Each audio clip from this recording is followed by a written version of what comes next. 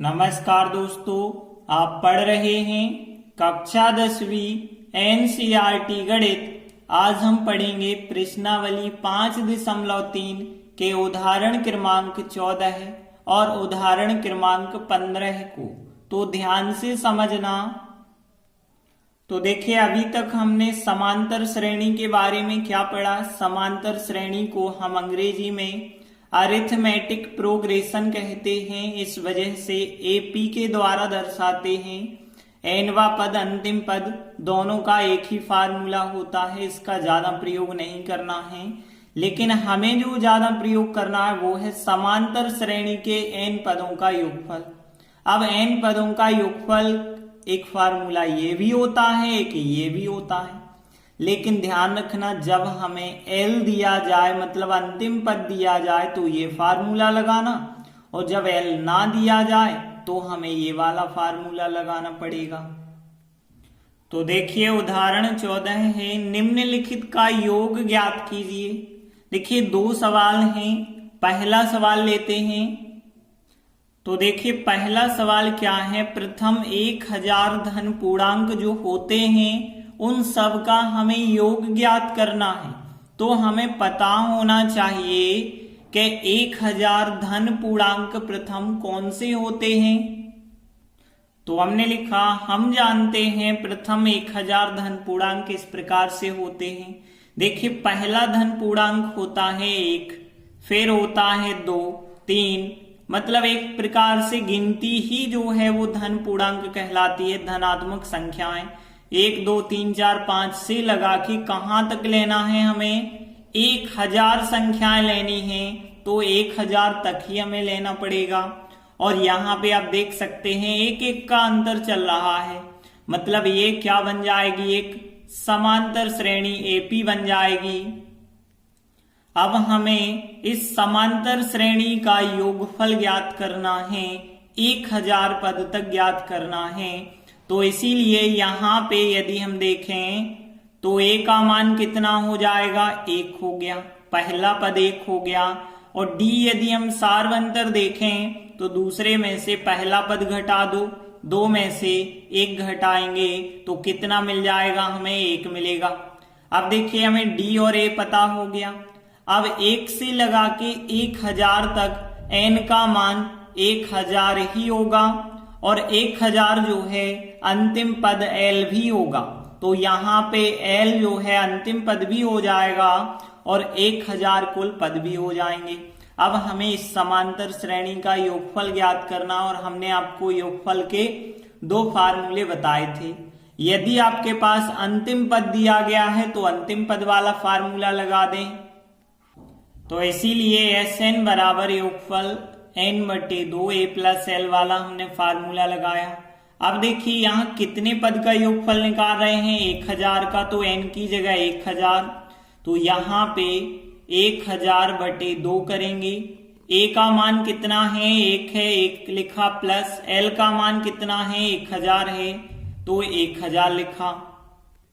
अब यहाँ 1000/2 मतलब 1000 में 2 का भाग करेंगे 500। 1 और 1000 जोड़ेंगे तो कितना हो जाएगा, 1001। और यहाँ कोई चिन्ह नहीं है, कोष्टक लगा है, इस वजह से गुणा। अब देखिए, यहाँ पे 500 का गुणा हम 1001 से करेंगे तो हमें क्या प्राप्त होगा, 1 और 1 2 जीरो आप पहले से रख लें, फिर 5 बचे, 5 का गुणा इससे कर दें, 5 का गुणा 1 से किया तो 5, 5 का 0 से करेंगे 0, 5 का 0 से करेंगे 0, 5 का 1 से किया तो 5, और यही हमारा आंसर हो जाएगा। और हम अंत में लिख देंगे, अतः प्रथम 1000 धन पूर्णांकों का योग 5,05,000 है। तो इस प्रकार से 14वें क्वेश्चन का फर्स्ट सवाल कंप्लीट हुआ। अब आगे देखते हैं, सेकंड क्वेश्चन है, प्रथम n धन पूर्णांकों का योगफल ज्ञात करना है। तो देखिए, सेकंड सवाल है, प्रथम n धन पूर्णांकों का योग ज्ञात कीजिए।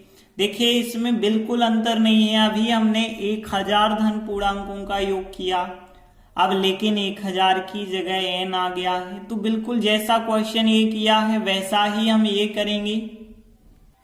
तो हमने लिखा हम जानते हैं कि प्रथम n धन पूर्णांक इस प्रकार से होंगे, 1 होगा पहले, फिर 2 होगा, फिर 3 होगा, 4 होगा, 5 होगा और डेड डैश आगे कहां तक चलना है, n तक जाना है और यह बन जाएगी एक समांतर श्रेणी। क्यों बन जाएगी?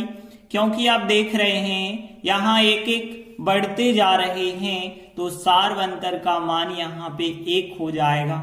अब देखिए यहाँ पे सबसे पहले हम एक ही बात करें, पहला पद 1 हो गया। सार्वंतर d की बात करें तो दूसरे में से पहला पद घटा लो, 2 में से 1 घटाया 1। अब देखिए यहाँ पे यदि हम देखें कुल पद कितने हैं तो n का मान n है और लास्ट पद भी क्या है, यहाँ पे n है। ध्यान रखना ये चीज, क्योंकि यहाँ 1 से लगा के 5 तक यदि हम कहते तो यहाँ पे पद की संख्या भी 5 होती और अंतिम पद भी 5 होता। 1 से लगा के जब n तक कहा है तो यहाँ पद की संख्या n ही होगी और अंतिम पद जो होगा वो भी n ही हो जाएगा। और अब हमारे पास अंतिम पद l का मान n पता है तो हम योगफल में l वाला फार्मूला लगाएंगे। तो इसीलिए Sn बराबर n/2 a प्लस l वाला फार्मूला। n का मान n है तो n ही लिखा बटे 2, a का मान है 1 तो 1 लिखा प्लस l मतलब अंतिम पद, और अंतिम पद कितना है यहाँ पे, l का मान n है तो n लिख दिया।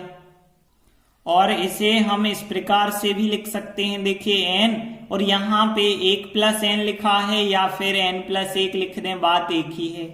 यहाँ पे 2 अकेले n के बटे में हैं या फिर इस पूरे के बटे में लिख दें, एक ही बात है, क्योंकि ये दोनों संख्याएं आपस में कोष्टक में हैं, मतलब इनका गुणा होना है, तो फिर हम पूरे के बटे 2 लिख सकते हैं। इस प्रकार से हमारा Sn आंसर हो जाएगा और हम लिख देंगे अतः प्रथम n धन पूर्णांकों का योग Sn बराबर n प्लस 1 बटे 2 है। देखिए ये ध्यान रखना बहुत इंपॉर्टेंट है, क्योंकि विकल्प में डायरेक्टली पूछ लेते हैं प्रथम n धन पूर्णांकों का योग कितना होगा, तो आपको ये याद रखना है कि इतना होता है योगफल। या फिर ऐसा भी पूछ सकते हैं प्रथम n प्राकृत संख्याओं का योगफल कितना होता है, तब भी आंसर यही बताना है। तो इस प्रकार से सेकंड क्वेश्चन भी कंप्लीट हुआ। अगला उदाहरण 15 है, संख्याओं की उस सूची के प्रथम 24 पद का योगफल ज्ञात करना है जिसका nवा पद an बराबर ये दिया गया है। तो देखिए यहां दिया गया है nवा पद an बराबर 3 प्लस 2n। अब हमें निकालना क्या है, 24 पद का योगफल मतलब s ज्ञात करना है। एक चीज देखिए, आपके पास यहाँ अंतिम पद नहीं है, अंतिम पद नहीं है और योगफल ज्ञात करना है, तो हमें पहली चीज तो a का मान प्रथम पद पता होना चाहिए और सार्वंतर पता होना चाहिए। और वो कैसे हमें पता होगा, इसी nवें पद की सहायता से ज्ञात करेंगे। कैसे ज्ञात करेंगे, ध्यान देना, यदि हम यहाँ पे n की जगह पे 1 रखते हैं तो आएगा पहला पद, n की जगह 2 रखते हैं तो a2 आएगा और a2 क्या कहलाता है, दूसरा पद। तो n की जगह पहले हम रख रहे हैं 1 तो 3 और 2, n की जगह पे 1 रखा है हमने तो 3 2 एकम 2 हो जाएगा और 3 और 2 कितने हो जाएंगे, 5। तो a1 का मान 5 आ गया है, अर्थात हम कह सकते हैं कि प्रथम पद a बराबर कितना है, 5 है। तो प्रथम पद का मान तो हमें पता हो गया है।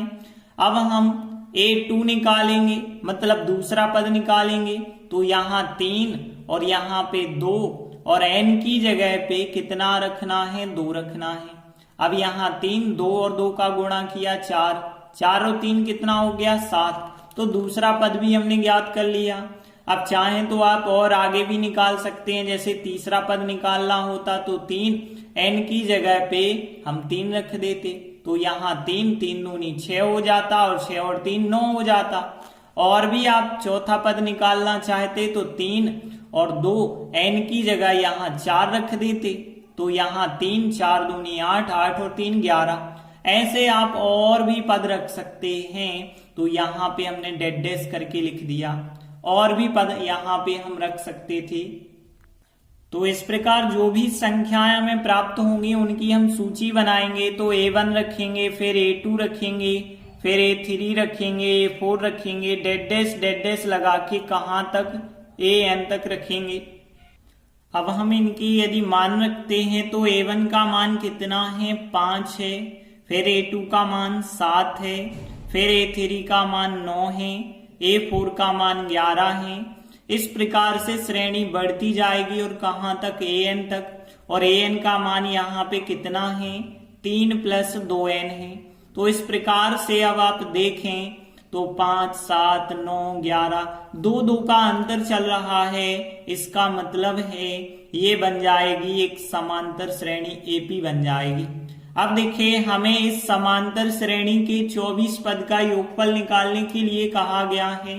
तो A और D के मान पता होना बहुत जरूरी है। A का मान तो हमने ऊपर ही बता दिया है, फिर भी यहाँ पे हम लिख देते हैं कि यहाँ A का मान 5 है, पहला पद, और D सार्वंतर दूसरे में से पहला पद घटाएंगे तो 2 हो जाएगा। अब हमें 24 पद का योगफल ज्ञात करना है, n बराबर 24 लिया जाएगा। अब देखिए 24 पद का योगफल ज्ञात करना है, मतलब SN हमें ज्ञात करना पड़ेगा। अब देखिए जब 24 पद का योगफल करना है तो 24वां पद तो आपके पास है नहीं, मतलब अंतिम पद यहाँ पे हमारे पास नहीं है। तो SN का फार्मूला लगाएंगे, तो ये फार्मूला लगाना पड़ेगा। अब n की जगह 24 रखना है, तो S 24, तो यहाँ n की जगह 24/2, फिर 2 A की जगह पे 5 रखेंगे, प्लस n की जगह 24 रखेंगे, -1, और D की जगह कितना रखना है, 2 रखना है। और आगे सॉल्व करते जाएंगे तो यहाँ पे 24/2 मतलब 12 हो जाएगा। 2 का 5 से गुणा करेंगे तो 10 हो जाएगा, प्लस 24 में से घटाएंगे 23। 23 का गुणा हमें यहाँ 2 से करना, 23 × 2 लिखा। अब देखिए यहाँ 12 लिखा और यहाँ 10। 23 का 2 से गुणा किया तो कितना आ गया, 46 आ गया। और यहाँ पे फिर 12 लिखा, 10 और 46 जोड़े तो 56 हो गए, और यहाँ पे आ जाएगा गुणा, क्योंकि कोई चिन्ह नहीं था। आगे 12 का जब आप गुणा करोगे तो 672 हमें प्राप्त हो जाएगा 24 पद का योगफल, और यही हमारा आंसर होगा। अतः संख्याओं की सूची, मतलब जो यहाँ हमने ऊपर सूची बनाई थी उसके 24 पद का योगफल 672 हुआ। तो उदाहरण 15 भी कंप्लीट होगा। धन्यवाद।